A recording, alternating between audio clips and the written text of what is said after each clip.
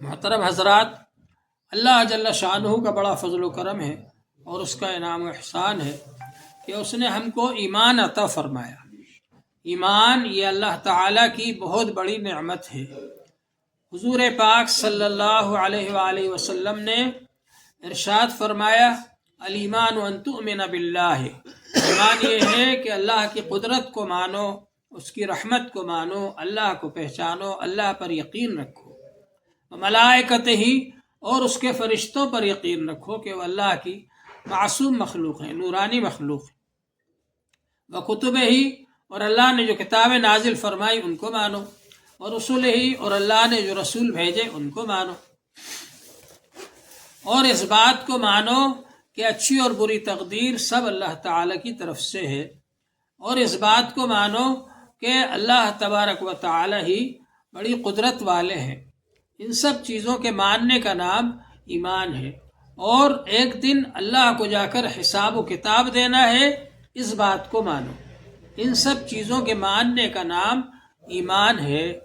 حضور پاک صلی اللہ علیہ وآلہ وسلم نے ہم کو اس بات کی تعلیم دی کہ ہم اللہ کو مانیں۔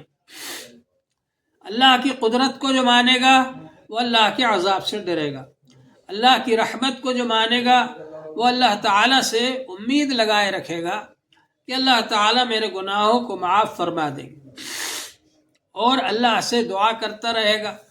اور اسی طرح سے جو اس بات پر یقین رکھے گا کہ ایک دن جا کر اللہ کو حساب و کتاب دینا ہے، تو وہ شخص اللہ تبارک و تعالیٰ کو پیش نظر رکھتے ہوئے، اس کے سامنے حاضری ہونے کا یقین رکھتے ہوئے اور اس کی عدالت میں پیشی ہونے کا یقین رکھتے ہوئے زندگی گزارے گا تو وہ گناہوں سے بچے گا۔ دور حاضر کے اندر بہت سارے لوگ تو اللہ کو مانتے ہی نہیں، انکار کر دیتے ہیں، اور جو لوگ مانتے ہیں وہ بھی گناہوں سے نہیں بچتے، آخرت پر زیادہ یقین نہیں رکھتے، اس لیے لوگ گناہوں سے نہیں بچتے۔ اسلام نے ہم کو اس بات کی دعوت دی کہ ہم اللہ کو بھی مانیں اور آخرت کو بھی مانیں۔ اللہ کو بھی ماننا ضروری ہے اور آخرت کو بھی ماننا ضروری ہے، اور آخرت کا عقیدہ ایسا انقلابی عقیدہ ہے کہ جب آدمی اس بات کو مانتا ہے تو گناہ سے بچنے لگتا ہے، گناہ کرتے ہوئے بریک لگ جاتا ہے، وہ سمجھتا ہے کہ مجھے اللہ کو جا کر حساب و کتاب دینا ہے۔ بزرگوں نے فرمایا کہ آخرت پر جو یہ شخص یقین رکھے گا، پولیس بھی اس کو برائی سے نہیں روک سکتی، CID بھی اس کو برائی سے نہیں روک سکتی، لیکن اگر اللہ پر یقین ہے اور آخرت کا عقیدہ اس کے دل میں بیٹھا ہوا ہے تو وہ شخص گناہوں سے رک جائے گا، برائیوں سے رک جائے گا۔ تو بہرحال اللہ پر یقین رکھنا ضروری ہے، اور اللہ پر یقین مضبوط ہوگا کائے سے؟ ذکر کرنے سے۔ جتنا زیادہ ذکر کریں گے، اللہ اللہ اللہ اللہ کریں گے، اتنا ہی زیادہ دل میں اللہ سے محبت پیدا ہوگی، اللہ کا یقین پیدا ہوگا، اور اللہ کے احکام ماننے کا جذبہ پیدا ہوگا، اطاعت الہی کا جذبہ پیدا ہوگا، محبت الہی دل میں آئے گی، اور انسان گناہوں سے رکنے والا بن جائے گا۔ تو اللہ کا ذکر یہ بہت ہی قیمتی چیز ہے، اللہ کا ذکر ہر وقت کرتے رہنا چاہیے۔ ہمارے بزرگوں کا یہ حال تھا کہ وہ اللہ کا ذکر کرتے تھے اور اس کی کوشش کرتے تھے کہ جگہ جگہ ذکر کی مجلسیں قائم ہو جائیں۔ حضرت شیخ الحدیث مولانا زکریا صاحب رحمۃ اللہ علیہ، اللہ جل شانہ نے ان کو بڑا مرتبہ عطا فرمایا تھا۔ حضور پاک صلی اللہ علیہ وآلہ وسلم نے ان کو خواب میں بشارت دی قطب الاقطاب ہونے کی، اور یہ بھی حکم فرمایا کہ اس خواب کو ظاہر کر دو، لوگوں کے سامنے بتلا دو تاکہ لوگوں کو معلوم ہو جائے۔ حضور پاک صلی اللہ علیہ وآلہ وسلم کو خواب میں دیکھا انہوں نے، اور یہ دیکھا کہ حضرت مولانا رشید احمد صاحب گنگوئی رحمۃ اللہ علیہ پاس میں بیٹھے ہوئے ہیں، اور وہ یہ فرما رہے ہیں حضور صلی اللہ علیہ وآلہ وسلم کے سامنے کہ اللہ کے رسول یہ زکریا کو آپ کے پاس آنے کا بہت شوق ہے، یعنی مدینے میں رہنے کا بہت شوق ہے۔ تو حضور پاک صلی اللہ علیہ وسلم فرما رہے ہیں ہاں شوق تو ہے زکریا کو میرے پاس آنے کا، لیکن میں چاہتا ہوں کہ ہندوستان میں کچھ کام کرے، ان سے کام لیا جائے ہندوستان میں۔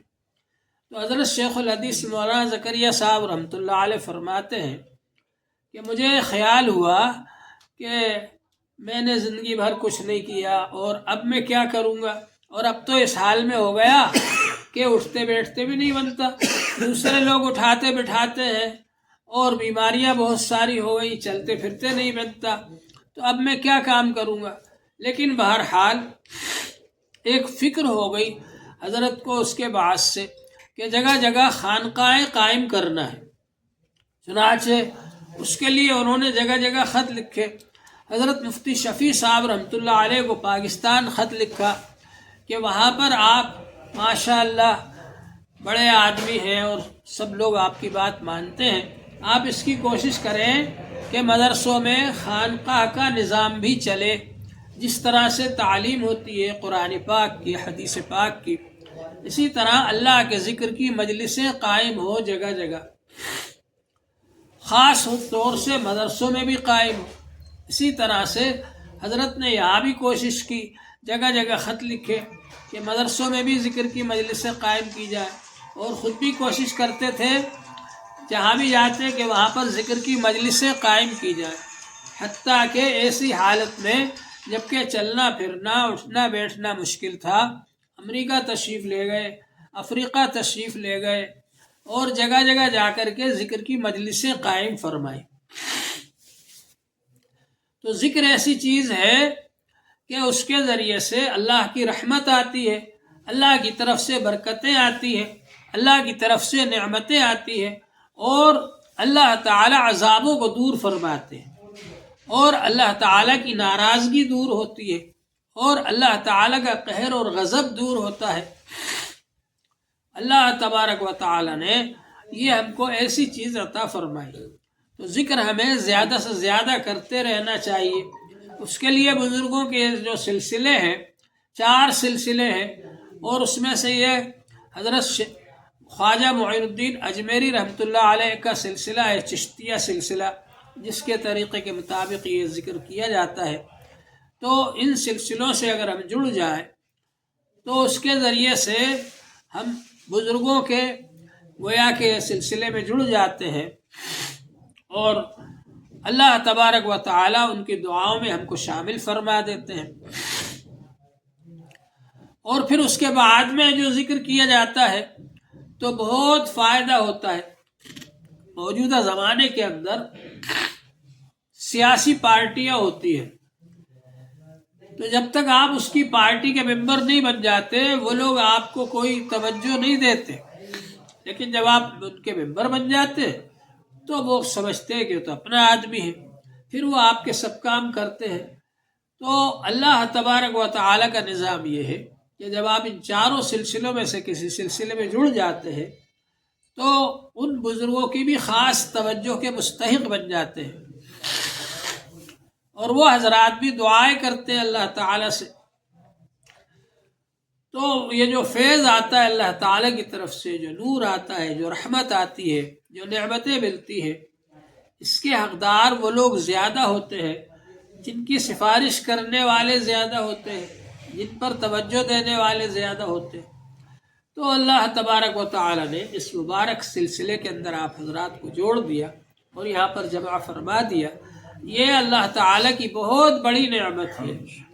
اللہ جل شانہ نے اپنے نبی صلی اللہ علیہ وآلہ وسلم سے فرمایا وَاصْبِرْ نَفْسَكَ مَعَ الَّذِينَ يَدْعُونَ رَبَّهُمْ، آپ اپنے آپ کو روکے رکھیے، اپنے آپ کو بٹھائیے، پابند رکھیے ان لوگوں کے ساتھ جو کہ اپنے رب کو پکارتے ہیں صبح شام۔ تو حضور پاک صلی اللہ علیہ وسلم تشریف لائے، مسجد نبوی میں دیکھا کہ ایک طرف بیٹھ کر کچھ صحابہ کرام اللہ کا ذکر کر رہے ہیں، آپ ان میں جا کر بیٹھ گئے، اور یہ فرمایا آپ نے کہ اللہ تبارک و تعالی ہی کے لیے تمام تعریفیں، جس نے میری امت میں ایسے لوگ بنائے کہ ان کے پاس رکنے، ان کے پاس بیٹھنے کا مجھے حکم فرمایا۔ تو اللہ والوں کے پاس میں بیٹھنا چاہیے۔ جو لوگ اللہ کا ذکر کرتے ہیں ان کے پاس بیٹھنے سے بہت سارے فائدے ہوتے ہیں۔ وہ جو مشہور حدیث ہے ذکر کی فضیلت میں کہ حضور پاک صلی اللہ علیہ وآلہ وسلم نے فرمایا، ما من قوم یستمعون، جو بھی کوئی قوم جمع ہوتی ہے اور وہ ذکر کرتے ہیں اللہ تبارک و تعالیٰ کا، یذکرون اللہ، اللہ کا ذکر کرتے ہیں، تو ان پر اللہ تعالیٰ کی طرف سے یہ نعمتیں آتی ہیں۔ وہ نعمت کیا ہے؟ حفتہم الملائکہ، فرشتے ان کو گھیر لیتے، الا حفتہم الملائکہ وغشیتہم الرحمہ، اور اللہ کی رحمت ان کو ڈھانپ لیتی ہے، ونزلت علیہم السکینہ، اور ان کے دلوں میں سکون نازل ہوتا ہے، وذکرہم اللہ فی من عندہ، اور اللہ تبارک و تعالی ان بندوں میں، ان فرشتوں کے سامنے ان کا ذکر فرماتے ہیں جو اللہ کے خاص مقرب فرشتے اللہ تعالیٰ کے پاس ہیں۔ ان کے سامنے اللہ تعالیٰ ان کا ذکر فرماتے ہیں کہ دیکھو یہ فلاں فلاں بندے، فلاں کے بیٹے فلاں، فلاں کے بیٹے فلاں، یہ لوگ فلاں جگہ جمع ہو کر کے میرا ذکر کر رہے ہیں۔ اللہ تعالیٰ ان کا ذکر فرماتے ہیں۔ جو بندے زمین پر بیٹھ کر اللہ کا ذکر کرتے ہیں، اللہ تعالیٰ فرش پر ان کا ذکر فرماتے ہیں، فرشتوں کے سامنے ان سے بہتر مجلس میں ان کا ذکر فرماتے ہیں۔ کتنے مبارک ہیں وہ بندے، کتنے قیمتی ہیں کہ اللہ جل شانہ جن کا ذکر فرمائے۔ اور پھر اللہ تعالیٰ ان فرشتوں سے پوچھتے ہیں کہ وہ کیا کر رہے تھے، تو فرشتے کہتے ہیں وہ لا الہ الا اللہ پڑھ رہے تھے، وہ اللہ اکبر کہہ رہے تھے، وہ سبحان اللہ کہہ رہے تھے، وہ الحمدللہ کہہ رہے تھے۔ اللہ تعالیٰ پوچھتے ہیں اور کیا کر رہے تھے، کہا کہ وہ جنت مانگ رہے تھے اور جہنم سے پناہ مانگ رہے تھے۔ تو اللہ تعالیٰ کی طرف سے ارشاد ہوتا ہے، فرشتوں تم گواہ رہو، میں نے ان سب کی مغفرت کر دی۔ تو فرشتے کہتے ہیں اللہ تعالیٰ ان میں کوئی بندہ ایسا بھی تھا جو کہ خاص اس مجلس میں نہیں آیا مقصد بنا کر، بلکہ ادھر سے کہیں سے گزر رہے تھے اور وہاں رک گئے۔ تو اللہ تعالیٰ فرماتے ہیں ہؤلاء قوم لا یشقی جلیسہم، یہ ایسے لوگ ہیں کہ ان کے پاس بیٹھنے والے محروم نہیں رہتے، میں نے ان کی بھی مغفرت کر دی۔ تو اللہ تعالیٰ کی طرف سے مغفرت کا اعلان ہوتا ہے۔ یہ ذکر کی فضیلت میں حدیث موجود ہے، اور اس طرح کی بہت ساری احادیث ہے۔ تو بہرحال یہ اللہ کا ذکر یہ بہت بڑی نعمت ہے، اللہ کی رحمت کو کھینچنے والا ہے۔ حضور پاک صلی اللہ علیہ وآلہ وسلم نے فرمایا، الا ان الدنیا ملعونہ وملعون ما فیہا، یہ ساری کی ساری دنیا یہ باعث لعنت، ساری دنیا باعث لعنت، وملعون ما فیہا، اور جو اس میں ہے وہ بھی باعث لعنت، الا ذکر اللہ، مگر اللہ کا ذکر جو ہے وہ اللہ کی رحمت کو کھینچنے والا ہے، لعنت کو دور کرنے والا ہے، لعنت سے بچانے والا ہے، الا ذکر اللہ وما والہ، اور جو چیزیں اس کے قریب قریب ہوں۔ ظاہر ہے کہ آدمی کے لیے کھانا پینا ذکر میں مددگار ہے، آدمی کے لیے سونا ذکر میں مددگار ہے، آدمی کے لیے تندرست ہونا ذکر میں مددگار ہے، آدمی کے لیے کپڑے پہننا ذکر میں مددگار ہے۔ جو چیزیں ذکر میں مدد کرنے والی ہے، جو اس کے قریب قریب ہے، وہ بھی باعث لعنت نہیں ہے، وہ بھی اللہ کی رحمت کا ذریعہ ہے۔ وما والا وعالم او متعلم، اور عالم اور طالب علم یہ بھی اللہ کی رحمت کو کھینچنے والے ہیں، یہ بھی لعنت سے بچانے والے ہیں۔ تو ذکر اور علم یہ دونوں چیزیں اللہ کی رحمت کا مستحق بنانے والی چیزیں ہیں، ان سے ہم کو جڑنا چاہیے تاکہ اللہ کے عذاب دور ہو۔ دنیا کے اندر آپ دیکھ رہے ہیں کہ جگہ جگہ اللہ کے عذاب آ رہے ہیں، اللہ تعالیٰ کی طرف سے چھوٹ دی جاتی ہے، اور جب چھوٹ دی جاتی ہے تو آدمی یہ سمجھتا ہے کہ میں جو چاہوں کروں، کوئی پوچھنے والا نہیں، کوئی مجھ سے نہیں پوچھے گا، مطلق العنان بن جاتے ہیں، یعنی لگام سے آزاد ہو جاتے، اور وہ یہ سمجھتے ہیں کہ ہم ہی سب کچھ ہے، ہم جو چاہیں کریں، کوئی پوچھنے والا نہیں، یہ سمجھتے. لیکن اللہ جل شانہ نے فرمایا وَأُمْلِي لَهُمْ إِنَّ كَيْدِي مَتِينٌ، میں ڈھیل دیتا ہوں، پھر اس کے بعد جب میری تدبیر ہوتی ہے، پکڑ ہوتی ہے، تو کوئی نہیں بچا سکتا. اللہ تبارک و تعالی کی تدبیر مضبوط ہوتی ہے، لہذا کوئی اس سے بچا نہیں سکتا. تو بہرحال اللہ تبارک و تعالی کا ایک نظام ہے کہ وہ انسانوں کو ڈھیل دیتے اور نعمتیں دے کر بھی آزماتے اور مصیبتیں دے کر بھی آزماتے.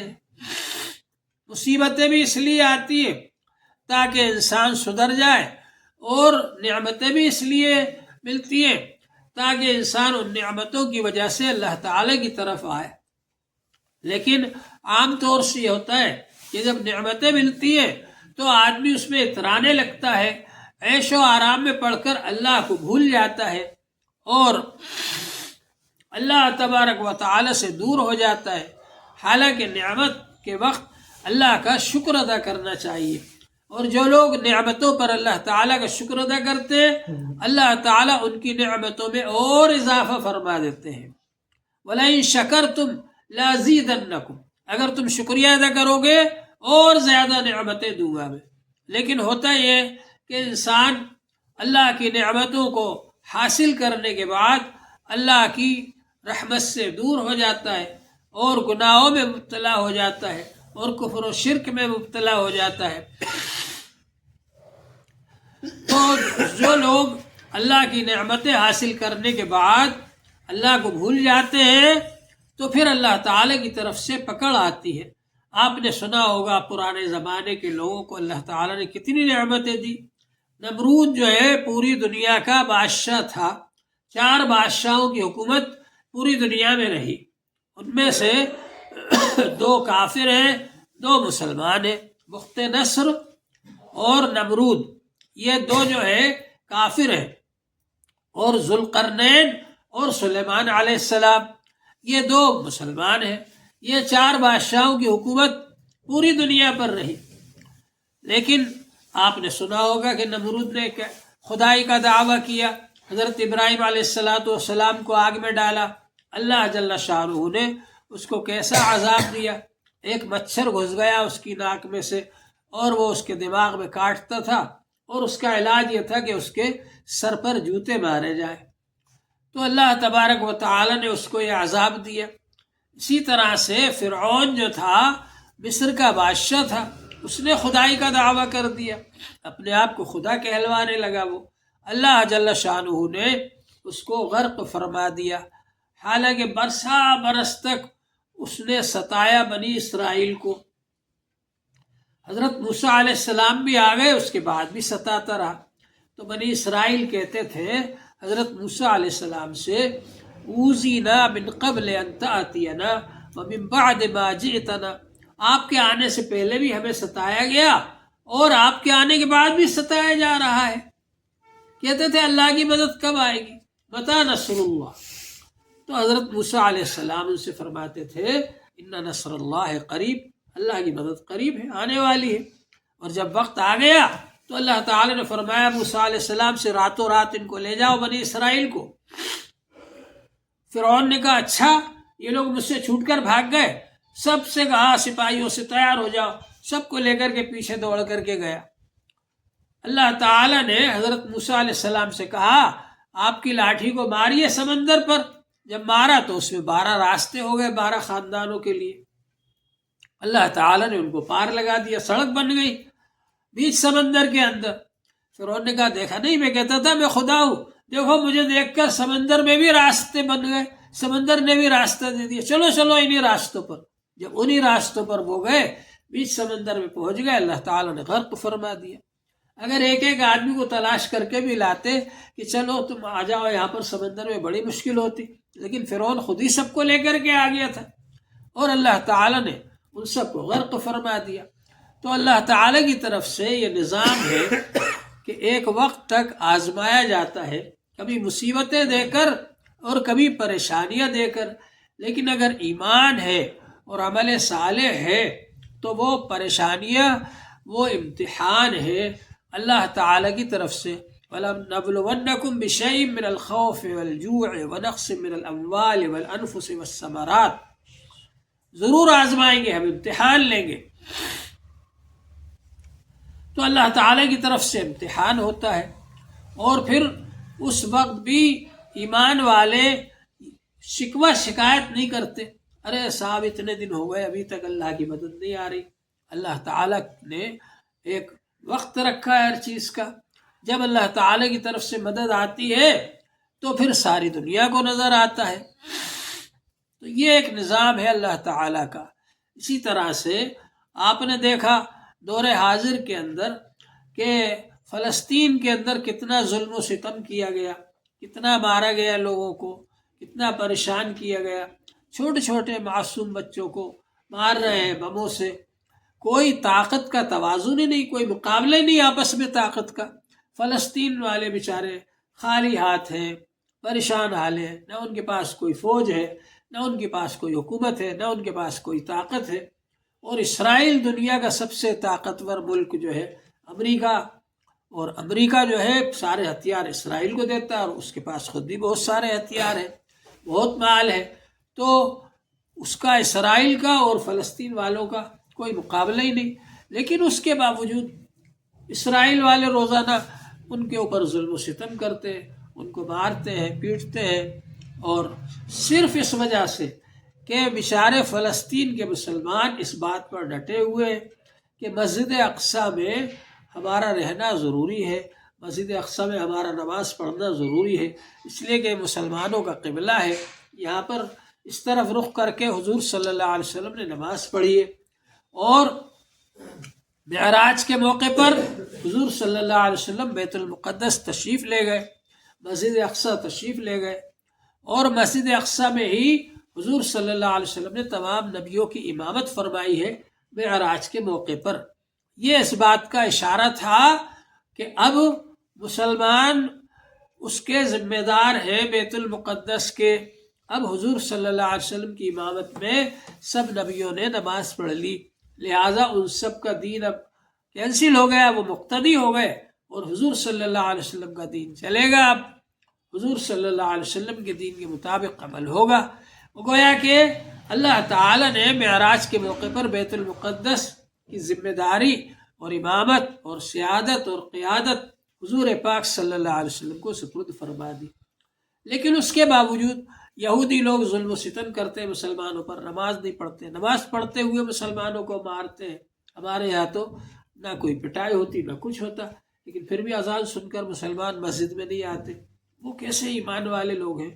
ان کو معلوم ہے کہ اگر ہم وہاں نماز پڑھنے جائیں گے تو ہم کو قتل کر دیا جائے گا، گولی سے مار دیا جائے گا، ڈنڈے سے مارا جائے گا۔ اس کے باوجود بھی بیت المقدس میں جا کر کے نماز پڑھتے تاکہ ہمارا دعویٰ اس پر برقرار رہے، لوگ یہ نہ سمجھے کہ اب مسلمانوں کی طرف سے کوئی مسجد اقصیٰ میں نماز پڑھنے والا نہیں رہا۔ اس مقصد سے وہ لوگ جا کے وہاں نماز پڑھتے اور اپنی جانوں کو قربان کرتے۔ کتنے پکے ایمان والے لوگ ہیں وہ۔ تو بہرحال ان کے اوپر ظلم و ستم ہو رہا ہے، برس سے ہو رہا ہے، معصوم بچوں کو مارا جا رہا ہے، عورتوں کو مارا جا رہا ہے، بوڑھوں کو مارا جا رہا ہے، نوجوانوں کو مارا جا رہا ہے، اور ان کی چیخ و پکار سننے والا، ان کی فریاد سننے والا کوئی نہیں ہے۔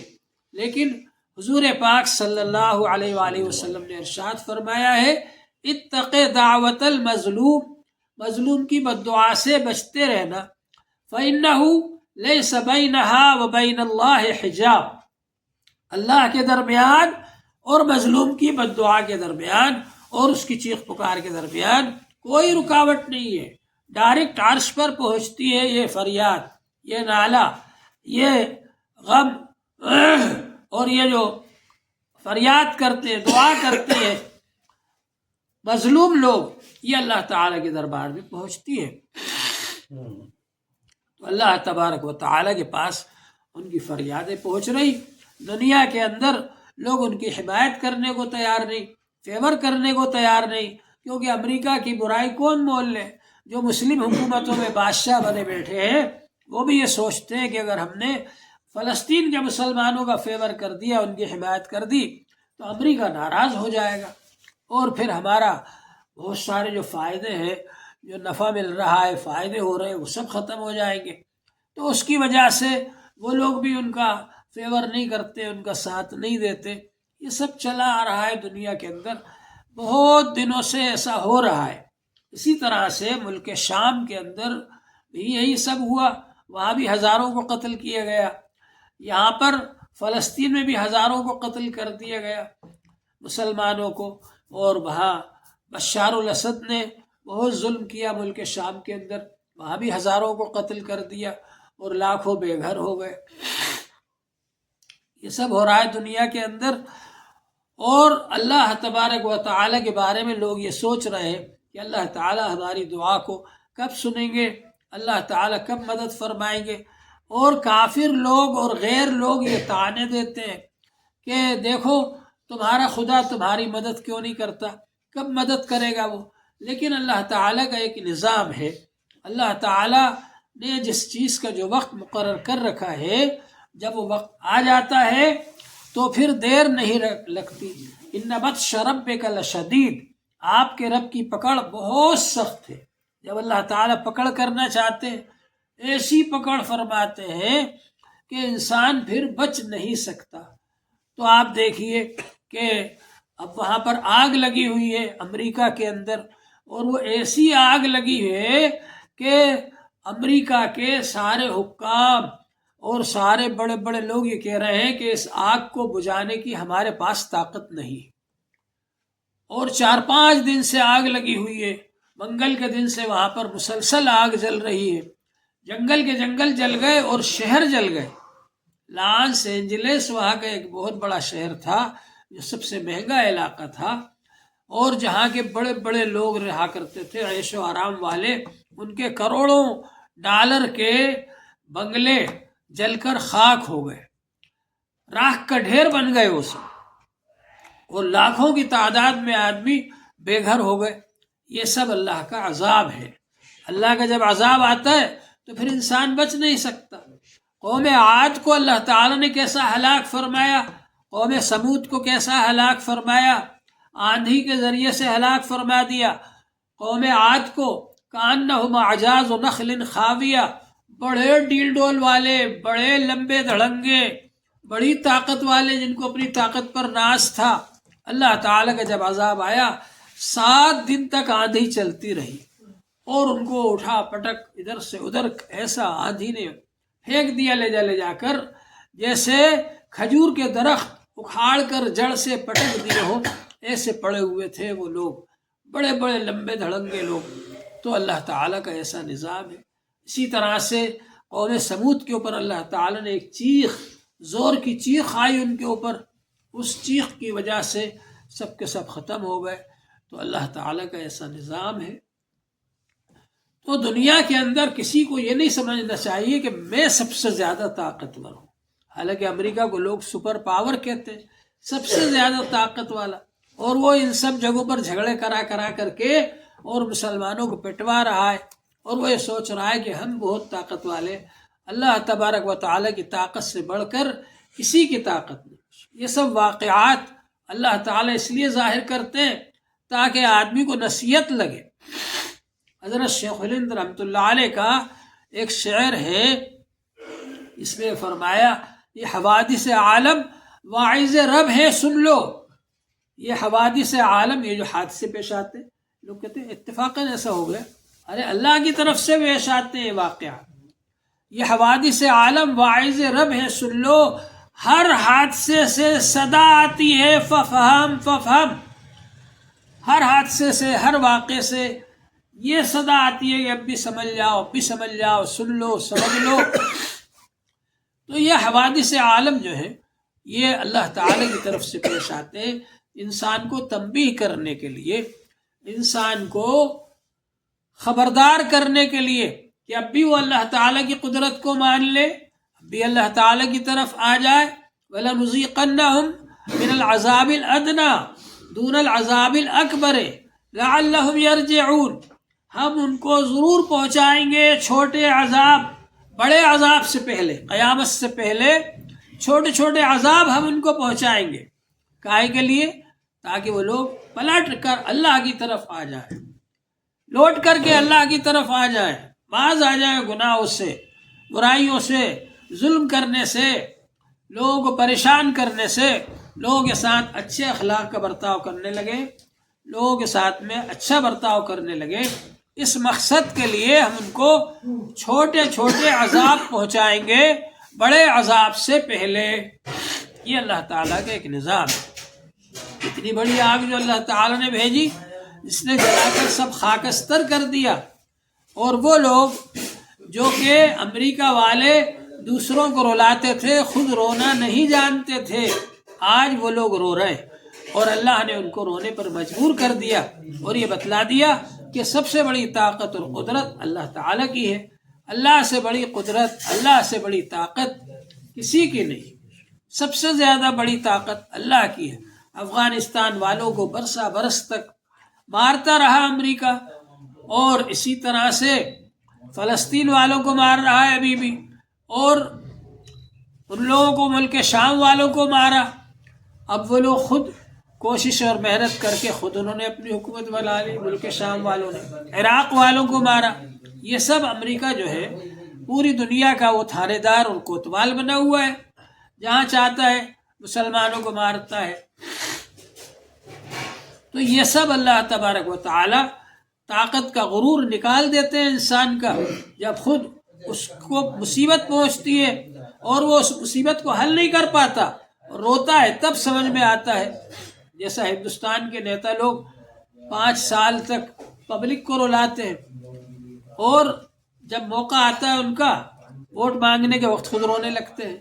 پھر مسلمان اور دوسرے لوگ سوچتے ہیں ارے بھائی چلو اپنا نیتا رو رہا ہے، چلو اس کو ووٹ دے دو، تو وہ رو کر کے آپ سے ووٹ لے لیتا ہے، پھر 5 سال تک آپ کو رلاتا ہے۔ اسی طرح سے امریکہ والے ساری دنیا کو رلاتے تھے۔ اب اللہ تعالیٰ نے ان کو دکھایا، اب آیا اونٹ پہاڑ کے نیچے۔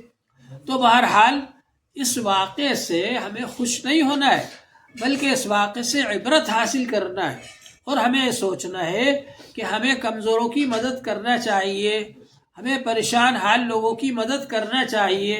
حضور پاک صلی اللہ علیہ وآلہ وسلم نے فرمایا کہ المؤمنون کرجل واحد، سب ایمان والے ایک انسان کی طرح، ان اشتکا عینہ اشتکا کلہ، اگر وَإِنِ اشْتَكَا رَأْسُهُ اشْتَكَا كُلُّهُ، اگر ایک انسان کی آنکھ میں تکلیف ہوتی ہے پورا بدن تکلیف محسوس کرتا ہے، اگر ایک انسان کے سر میں تکلیف ہوتی ہے پورا بدن تکلیف محسوس کرتا ہے۔